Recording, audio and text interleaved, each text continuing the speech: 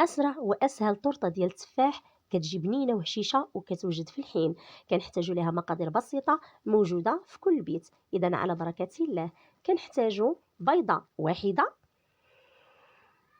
القليل من الملح، كنحتاجوا ساشيه ديال الفاني، كنحتاجوا ساشيه ديال خميره الحلويات، نصف كاس زيت المائده، كاس سكر خشن، نصف كاس الحليب او اللبن اللي عندك موجود متوفر، والدقيق حسب الخليط. انا درت هنايا كاس وربع.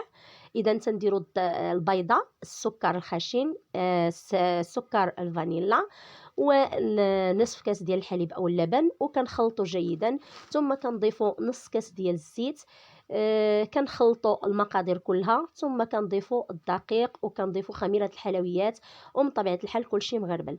اذا كنوزعوا الكل على المول اللي كيدخل الى الفرن، وكنزوقوها بالتفاح، وكنرشوا فوق منها سنيده، وكندخلوا الطورطه ديالنا الفرن. طبعا المول كيكون مدهون بالزبده ومرشوش بالطحين، والطورطه ديالنا ها هي كتوجد. وتبارك الله عليكم والى اللقاء.